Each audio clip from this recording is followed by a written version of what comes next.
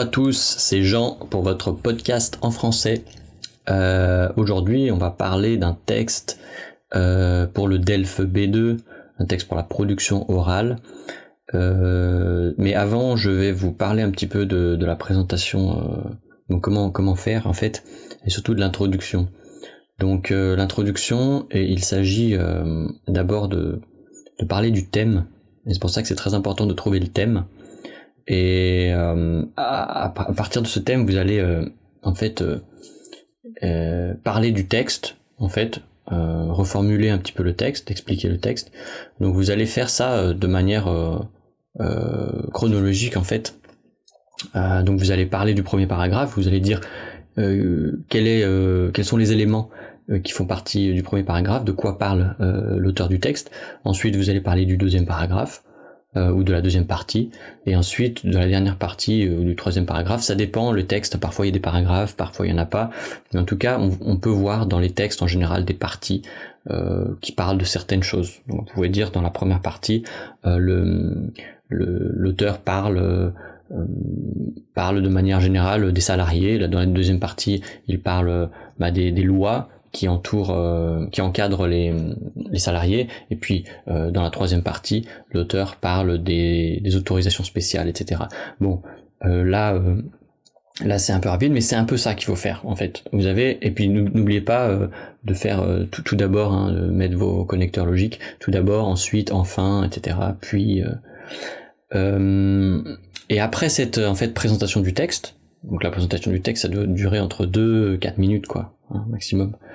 Et après cette présentation, à la fin, il va falloir que vous introduisiez une problématique. Donc au vu de ces éléments, de cette problématique du travail des salariés le dimanche, là comme on va voir, qu'est-ce qu'on peut dire en fait, quelle problématique on va pouvoir poser. Et donc là c'est à vous de réfléchir. On fera peut-être un épisode sur les problématiques. Et ensuite vous allez présenter votre plan. Et donc vous allez poser la problématique, dire est-ce qu'on peut je sais pas moi, par exemple là ça parle du travail des salariés le dimanche, on peut se demander si il faut que ce soit une obligation ou une interdiction, est-ce qu'on n'a pas une autre souplesse possible. Et donc au vu de cette problématique, pour répondre à cette problématique, pour essayer de répondre à cette problématique, vous allez faire un plan. Et donc vous allez dire dans une première partie je vais parler de ça, dans une deuxième partie je vais parler de ça, et dans une troisième partie ou en guise de conclusion je parlerai de ça. Voilà, et donc vous allez annoncer votre plan, c'est très important, annoncer votre plan. Pourquoi ? Parce que si vous commencez votre présentation sans annoncer le plan, eh bien l'examinateur sera perdu, il ne saura pas où vous en êtes et il sera fatigué, il ne saura pas où vous voulez aller. Donc c'est très important d'annoncer ce que vous allez dire, première étape. Deuxième chose, dire ce que vous voulez dire. Et puis la dernière étape, c'est résumer, récapituler ce que vous avez dit. C'est simple, en fait, il y a le passé, présent, futur. Ok ? Donc là, on va lire le texte ensemble, et puis ensuite on verra les mots difficiles, comme d'habitude. C'est parti. Le travail des salariés le dimanche. En principe, les établissements industriels et commerciaux ne doivent pas occuper des salariés le dimanche. Cependant, il existe des dérogations strictement énumérées par le Code du travail. Certaines dérogations au principe du repos des salariés le dimanche sont toutefois prévues par la loi afin d'assurer la continuité de l'exploitation de l'entreprise ou de répondre aux besoins du public. Ces dérogations peuvent être de droit ou conventionnelles, permanentes ou temporaires, ne concerner que certaines zones géographiques seulement et faire l'objet ou non d'une autorisation administrative préalable. Remarque, ce principe ne s'applique pas aux commerçants ou dirigeants de sociétés qui peuvent ouvrir leur commerce, sauf interdiction administrative expresse. Entreprise.ccip.fr. Alors voilà le texte, donc vous voyez c'est un petit peu technique, il y a plusieurs mots qui sont pas très clairs parce que c'est le vocabulaire technique du droit du travail, de la loi, donc on va regarder ensemble. Alors le thème déjà, le thème c'est le travail, il n'y a pas de problème, il y a le travail et puis faites le repos des salariés. Donc on va lire encore le texte et puis détailler les mots un peu difficiles. Donc le travail des salariés le dimanche, en principe les établissements industriels et commerciaux, donc les établissements en fait c'est les entreprises, hein. Dans ce cas-là, on parle d'établissements pour un autre thème, souvent c'est les écoles, en fait les établissements scolaires. Là c'est les établissements industriels et commerciaux. Donc les établissements industriels et commerciaux ne doivent pas occuper les salariés, donc en fait faire travailler les salariés le dimanche, hein. Cependant, il existe des dérogations strictement énumérées par le Code du travail. Donc des dérogations, en fait, c'est on va avoir le droit de ne pas respecter une règle qui est prévue normalement. Il y a une dérogation, c'est une autorisation spéciale, voilà, pour ne pas être soumis à cette règle qui d'habitude est la norme. Ok. Énuméré par le Code du travail, donc qui est cité par le Code du travail.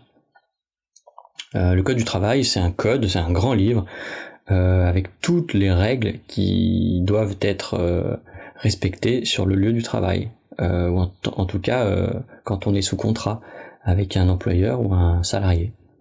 Certaines dérogations, on a déjà vu ce mot, dérogations au principe du repos des salariés le dimanche, sont toutefois prévues par la loi afin d'assurer la continuité de l'exploitation de l'entreprise et ou de répondre aux besoins du public. Alors ici, les dérogations sont prévues par la loi, bien sûr, parce qu'en fait, le gouvernement il souhaite interdire plutôt le travail le dimanche, enfin ne pas, voilà, c'est le principe en fait qui est déjà en place. On va pas travailler le dimanche, c'est le jour de repos pour tout le monde, hein. Donc en France c'est très important, dans d'autres pays aussi. Il y a des pays où c'est un peu moins important parce qu'il y a une culture différente. Donc ça, ce sera intéressant aussi d'en parler, hein, si vous venez d'un pays qui a une culture différente, ou peut-être que vous, le jour de congé, c'est le samedi ou le vendredi, ça dépend des cultures. Et donc en France c'est très important le dimanche. Donc en revanche, il y a des fois où l'entreprise doit travailler le dimanche. Doit faire travailler ses salariés dimanche, par exemple les fournisseurs d'électricité ou de choses importantes, même la police, l'hôpital, enfin voilà, les services déjà importants, et puis même des petits commerces, hein, pour acheter à manger, voilà, c'est important, hein, de pouvoir acheter à manger, peut-être des restaurants, etc. Pour assurer la continuité de l'exploitation de l'entreprise. Donc pour continuer, pour assurer la continuité du fonctionnement de l'entreprise, bien sûr. Si toutes les entreprises sont fermées le dimanche, il n'y a plus de commerce, il n'y a plus rien. Même si on tombe, on a besoin d'acheter un pansement pour se soigner, on peut pas aller à la pharmacie, ce serait dommage. Voilà. Ou de répondre aux besoins du public. Effectivement, si j'ai un problème avec mon téléphone, il faut que je puisse appeler le service de dépannage. Voilà. Alors ces dérogations peuvent être de droit ou conventionnelles, donc là c'est assez technique aussi, c'est-à-dire que les dérogations, les exceptions à cette loi peuvent être inscrites dans le code du travail ou alors conventionnelles, c'est-à-dire que en fonction du secteur où on travaille. Par exemple, dans la restauration, on va travailler souvent le dimanche puisque les gens sortent manger au restaurant, hein, bien sûr, le dimanche, donc ça fait partie du secteur. Par contre, peut-être d'autres activités ne sont pas nécessaires le dimanche. Peut-être, je sais pas, la banque, par exemple, voilà, je sais pas, des services bancaires, on peut retirer toujours, mais le service bancaire, faire un crédit, tout ça, ce sera les banques sont fermées le dimanche. Donc, alors permanente ou temporaire, ça c'est intéressant puisque ça donne des idées pour la présentation. Il y a plusieurs types de dérogations. Il est permanent, donc qui durent tout le temps, ou alors temporaire, qui vont durer un certain temps seulement et qui vont s'arrêter. Donc ces dérogations ne peuvent concerner que certaines zones géographiques, donc sur Paris par exemple, ou sur certaines régions, ou alors faire l'objet, donc être soumise à une autorisation préalable, donc une autorisation auparavant. Avant d'avoir cette dérogation, il faut une autorisation.